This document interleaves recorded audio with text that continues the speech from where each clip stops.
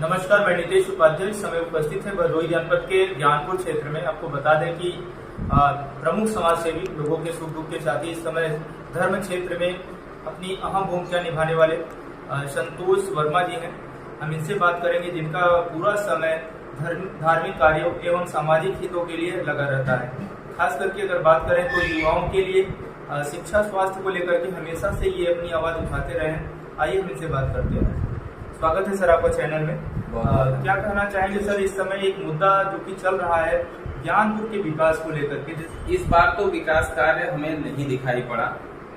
पिछले उसके जो कार्यकाल था उसमें विकास कार्य दिखा था, लेकिन इस बार जो है वह विकास कार्य हमें इसलिए नहीं दिखा, जो मुद्दा था उसी मुद्दे को अच्छे ढंग से उभारा नहीं गया।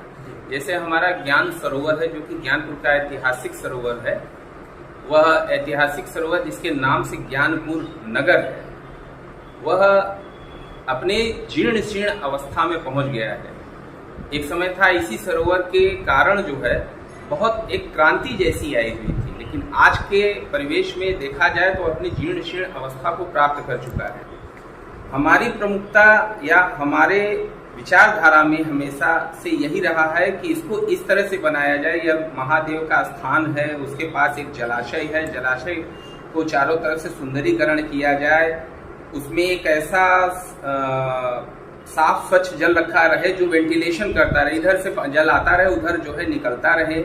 उसमें 8-10 छोटे पैडल वाली नावें डाल दी जाए, 15, जैसे संध्या के समय लोग अपनी नाव का जो है नौका विहार का आनंद ले सकें। महादेव का एक परिवार का जो है बड़ा सा जो है मूर्ति या प्रतिमा जो है बीच सरोवर में स्थापित हो और वहां तक जाने के लिए मार्ग बने कि लोग उस पर से जा सकें, ब्रिज जैसा, और नौका विहार हो सके। साल में इतना स्वच्छ जल होना चाहिए या इस तरीके का होना चाहिए कि साल में 1-2 बार इसमें तैराकी प्रतियोगिता किया जाए, जिससे कि लोगों की रुचि यहाँ के लिए बढ़े। और चारों तरफ उसमें डस्टबिन वगैरह रखाए जाएं कि संध्या के समय एक अपने परिवार के साथ व्यक्ति वहां पर जाकर अपना वो क्या बोलते हैं समय व्यतीत कर सके। यहाँ तक कि दूसरा ये है, ज्ञानपुर अभी तक जो है चैन स्ट्रेचर और तमाम लोगों का एक भय लगा रहता है, जो लूटपाट होती रहती है।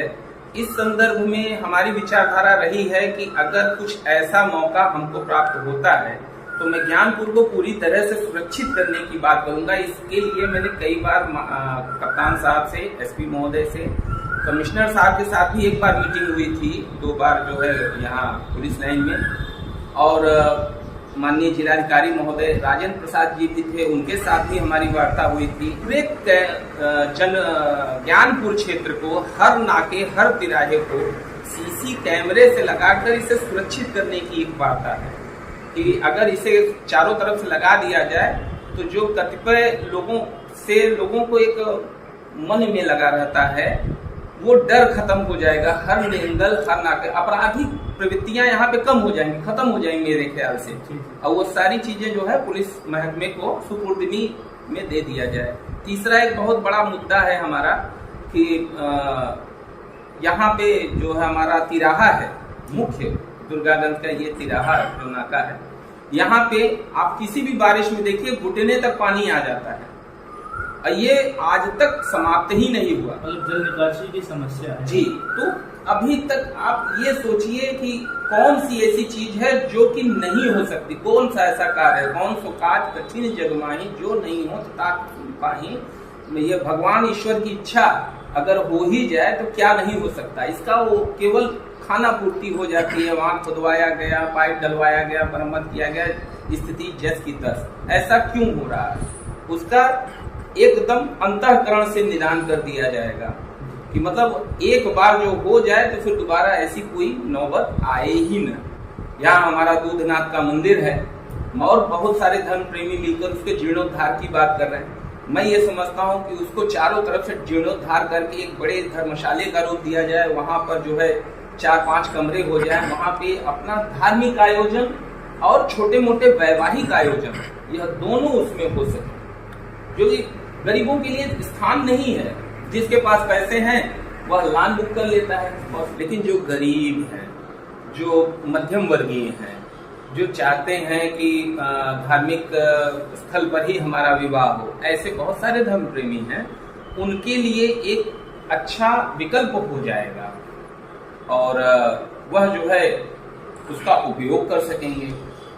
अभी एक और बहुत ही ज्वलंत मुद्दा है हमारे यहाँ कि जब कभी भी आप गलियों में जाकर देखिए, मतलब हमारे यहाँ मार्केट पूरे ज्ञानपुर में आप जाके देखेंगे, मेन रोड पर जब से पुरानी बाजार की तरफ आप जाइए या फिर दुर्गागंज की तरफ से होते हुए मिल्की रोड पर जाइए या दुर्गागंज तिराहे से आगे बढ़िए इस तरह तिलवानी से, और तो वहाँ आप देखेंगे कि दुर्गा पूजा या गणपति पूजन में जब हमारी प्रतिमाएं निकलती हैं तो बहुत सारे तारों का बाढ़ है जी, वो ऊपर से लगा हुआ है, और जब प्रतिमा वहां पहुंचती है तो उसकी कलिंगी वगैरह, जो त्रिशूल और सारे मुकुट वगैरह हैं, वो चित होने लगते हैं।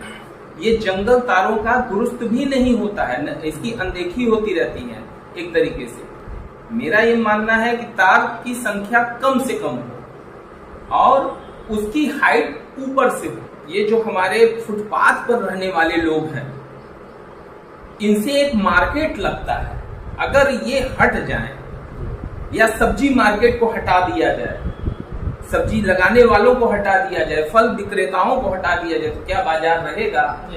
कोई बाजार रहेगा? नहीं रहेगा। कारण उसका एक सिंपल सा है कि बाजार इन्हीं की वजह से लगता है, और सबसे ज्यादा चोट, सबसे ज्यादा मार, सबसे ज्यादा प्रताड़ना यही सहते हैं जब आए दिन नहीं हुआ कि इनका जो है अतिक्रमण के नाम पर शोषण हो जाता है। विश्व हिंदू परिषद का जिला धर्म प्रसार विभाग ये कार्य मिला है, जिला धर्म प्रसार प्रमुख हूँ मैं। इसमें जो है तमाम तरीके के, जैसे कि धर्म के उत्थान के लिए, सनातन धर्म के उत्थान के लिए और इसके विषय में चर्चाएं होती हैं, और इसमें बच्चों को शिक्षा दीक्षा और जैसे कि उनको आगे बढ़ाया जाए, उनको अपने इतिहास के विषय में बताया जाए, सनातन परंपरा से अवगत कराया जाए, दृढ़ संकल्पित किया जाए, अपने धर्म के प्रति आस्था और विश्वास रखा जाए और श्रद्धा रखी जाए।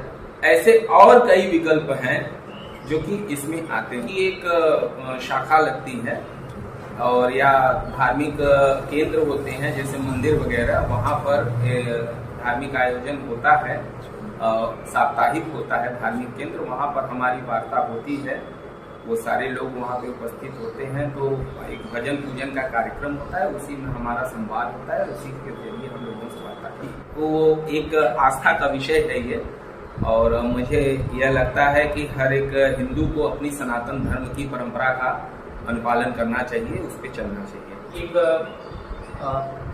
बड़े प्रहरी के रूप में देखे जा रहे संतोष वर्मा जी, क्योंकि समाज सेवा से जुड़े हुए हैं और इस प्रकार की सेवा की भावना लेकर के ये निरंतर अपने पथ पर आगे बढ़ रहे हैं। आज जरूरत है ऐसे व्यक्ति की जो समाज का मार्गदर्शन कर सके और लोगों को आगे बढ़ाने का कार्य कर सके और समाज को एक नई दिशा दे सके।